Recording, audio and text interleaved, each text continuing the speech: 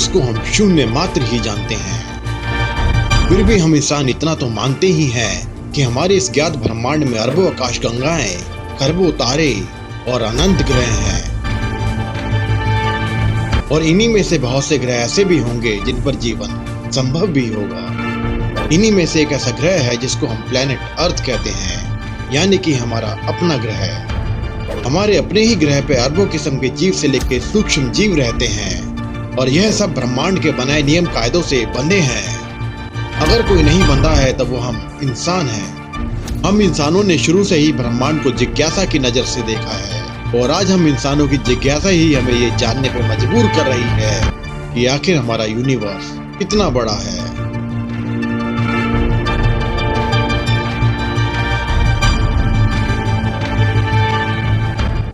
आज हम जिस नॉन यूनिवर्स को जानते हैं उसकी शुरुआत हमारी अर्थ से होती है, जहां जीवन की हर तरफ भरमार है। लेकिन आज जिस ग्रह पर हम रह रहे हैं उस पर जीवन अनिश्चित है। ऐसे में बहुत ही जल्द हमें एक ऐसे नए ग्रह की खोज करनी होगी जहां हम इंसान रह सकें। लेकिन ऐसा कोई ग्रह हमारे सौर मंडल में तो नहीं है, और अगर ऐसा कोई प्लेनेट हमें ढूंढना है तो हमें ब्रह्मांड की खोज करनी ही होगी। इसलिए फिलहाल हमें अपनी अर्थ को पीछे छोड़ प्रकाश की गति से सफर करते हुए अपने ब्रह्मांड की खोज पर निकलना ही होगा।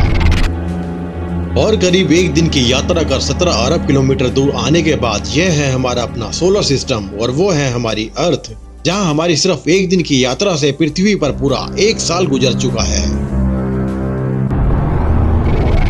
और अब हम लगभग 22 अरब किलोमीटर दूर इंटरस्टेलर स्पेस में हैं, जहां से अब हमारी धरती को देख पाना संभव नहीं।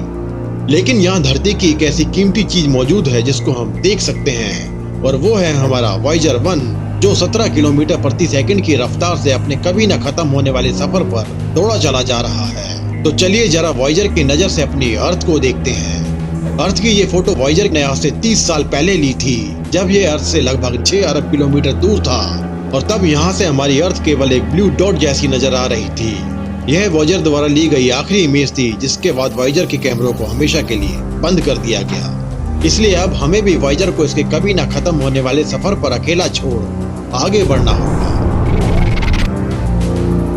और यह है प्रोक्सिमा सेंटूरी, एक रेड डॉर्फ स्टार यानी एक लाल बौना तारा, जो हमारी अर्थ से लगभग 4.5 लाइट ईयर यानी 41 खरब किलोमीटर दूर है। और यह है प्रोक्सिमा सेंटूरी बी, एक एक्सोप्लैनेट जिसकी अर्थ पे यह संभावना जताई जा रही थी कि यहाँ धरती जैसा वातावरण हो सकता है। लेकिन यह तो एक निर्जन सा ग्रह जान पड़ रहा है, और अगर इसके और अंदर जाया जाए तो यहाँ इंसानों के लायक ऐसा कुछ भी नहीं है जिससे कि यहाँ इंसानों को बसाया जा सके। इसलिए अब हमें अपनी धरती पे इस निर्जन ग्रह की जानकारी को भेज आगे निकलना होगा।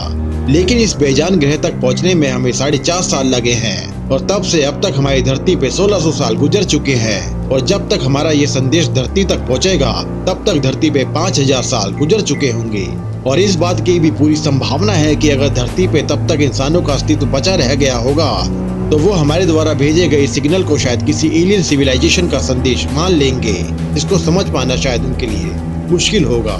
इसलिए अब हमें सारी संभावनाओं को पीछे छोड़ और आगे निकलना होगा। 55 साल के सफर के बाद 55 लाइट ईयर्स दूर यानी लगभग 520 खरब किलोमीटर का सफर तय करके आप पहुंचे हैं अपने सोलर इंटरस्टेलर नेबरहुड में, जहां हम अपने सूरज और उसके पड़ोसी तारों को देख पा रहे हैं। और इसमें दिखाई दे रहे सभी तारों का भी अपना एक सोलर सिस्टम है। लेकिन इस बीच हमारी धरती का क्या हुआ? तो हमारे इस 55 साल के सफर में धरती पर 20,000 साल से ज्यादा का समय बीत चुका है, और इन 20,000 सालों में धरती से पूरी मानव जाति का अंत हो चुका है। लेकिन अब हमें अपने इंटरस्टेलर नेबरहुड को भी पीछे छोड़ आगे के सफर पर चलना होगा। और अब हम अपनी धरती से लगभग 600 लाइट ईयर्स यानी 5600 खरब किलोमीटर दूर एक खास प्लेनेट केपलर 22b पर हैं। लेकिन ये प्लेनेट हमारे लिए इतना खास क्यों है? तो इसकी वजह इसका वातावरण है, जो हमारी धरती से लगभग मिलता जुलता है। लेकिन शायद यहाँ वातावरण ही नहीं बल्कि जीवन भी मिलता जुलता सा लग रहा है। यानी इस ग्रह पे कोई एडवांस सिविलाइजेशन पहले से ही मौजूद है, और शायद यहाँ इंसानों जैसे या उससे भी ज्यादा विकसित जीव रहते हैं। धरती पे अभी तक खोजे गए सभी एक्सोप्लैनेट में से केपलर 22b ही एक ऐसा ग्रह है जिसको अर्थ 2.0 का नाम मिला था। और इस अर्थ 2 से इंसानों को बहुत उम्मीदें भी थी कि यहाँ कभी इंसानों को बसाया जा सकेगा। लेकिन यहाँ तो पहले से ही जीवन फल फूल रहा है। इसलिए अब हमें इस ग्रह को पीछे छोड़ अपने ब्रह्मांड के सफर को जारी रखना होगा। और लगभग 2.5 लाख साल चलने के बाद अब हम आ पहुंचे हैं अपने मिल्की वे गैलेक्सी में, जो हमारी अर्थ से 25,000 लाइट ईयर यानी 2,36,000 खरब किलोमीटर दूर है। और ये रेत के कण से भी छोटा दिख रहा हमारा इंटरस्टेलर नेबरहुड है। लेकिन इन 2.5 लाख सालों में धरती का क्या हाल है? तो इन 2.5 लाख सालों में धरती पे लगभग 9 करोड़ साल बीत चुके हैं और धरती पे जीवन विशाल नहीं बल्कि बेहद विशाल हो चुका है।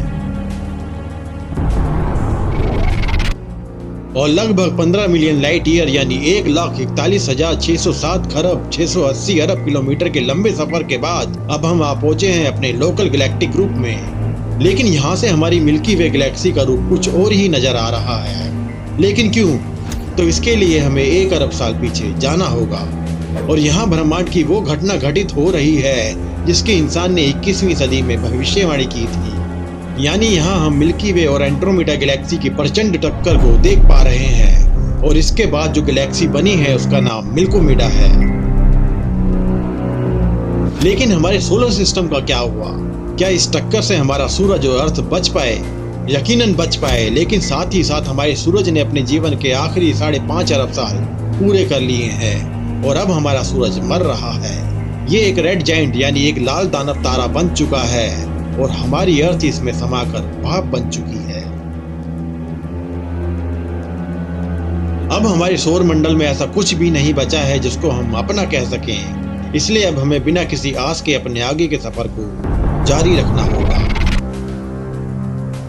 और अब हम अपनी धरती से करीब 65 मिलियन लाइट ईयर यानी 62 करोड़ खरब किलोमीटर दूर आ चुके हैं। हमें इस सफर को प्रकाश की गति से तय करने पर भी 6 करोड़ 20 लाख साल का समय लग गया और इस बीच हमारी पृथ्वी को मरे हुए लगभग 23 अरब साल बीत चुके हैं। लेकिन यहाँ पर हमारा वर्गो सुपर क्लस्टर मिसिंग है और यही नहीं बल्कि ब्रह्मांड के सभी तारे, ग्रह और आकाश गंगाएं सभी गायब हैं।